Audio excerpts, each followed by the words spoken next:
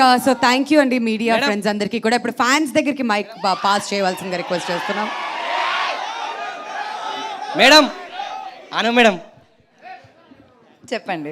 మీరు నంద్యాలకు చందనాబాద్ shopping mall ఓపెనింగ్కి వచ్చారు కదా మేడం? అవునండి. అక్కడ ఫోటో లెవెల్ ఇక్కడనే ఉంటుందా మేడం? షోర్ ఇస్తాను. రావచ్చా మేడం? ఫోటో దిగి వస్తాం. రావచ్చా with your permission? Madam photo please. నీ ఫ్యాన్స్ కి నీకు మధ్యలో వస్తే వాడు అటే.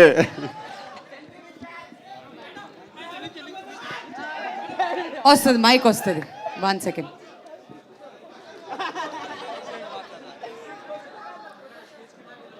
ఓకే సో 1 లక్కీ ఫ్యాన్ చాలు.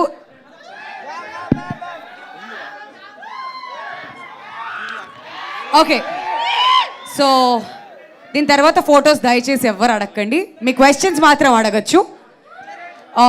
Okay so mic pass on చేయాలి. యా మీ క్వశ్చన్ అండి. టిల్లు అన్న అన్న ఇక్కడ Right. హాయ్ అన్న. Hi hi hi hi. అయితే ఇప్పుడు రాధిక లిల్లీ కలిపి ఇంకొక టిల్లు క్యూబ్ ఏమైనా వచ్చేది ఉందా? టిల్లు క్యూబా? ఆ, ఇది చూద్దాం దీని సంగతి ఏందో ఫస్ట్. అది ఇంకొక క్వశ్చన్ అన్న. ఏ పెద్ద తలకాయ నొప్పి సినిమా తీయడం అంటే మాట్లాడుతూనే ఉండాలి, రాస్తూనే ఉండాలి. ఇంకొకటి, ఇది మీకు రాధిక కన్నా లిల్లీ క్యారెక్టర్ బాగుందా, రాధిక క్యారెక్టర్ బాగుందా? అంటే ఇద్దరిలో ఏది బాగుంది, వీళ్ళిద్దరిలో ఏది అంటే డిఫరెన్స్ బిట్వీన్ అట్లా అడుగుతున్నా. ఇక్కడ ఉందిగా.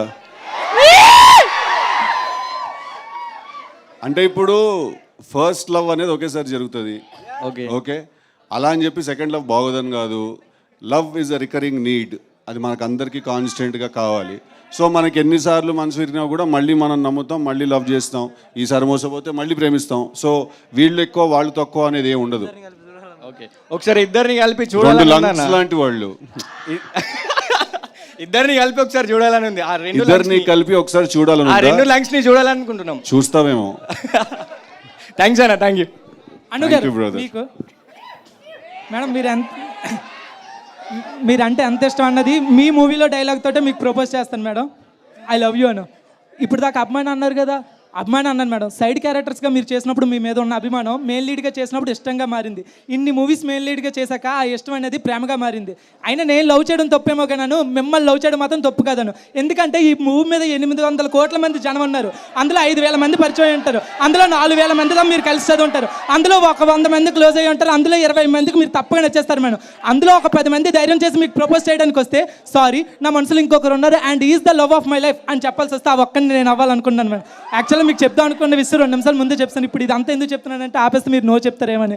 ఇప్పుడు ఇదంతా ఆపేసి ఇంకోసారి ఐ లవ్ చెప్తాను madam. I love you Anu.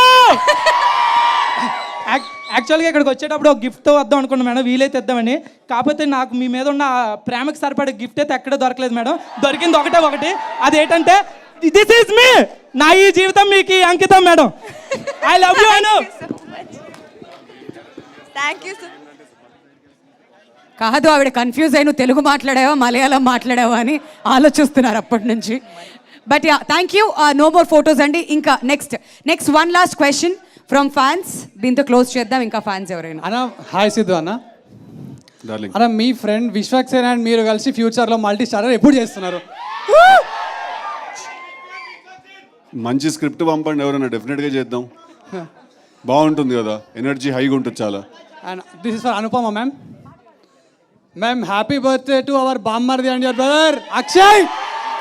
Thank you very much. చెప్తాను నేను.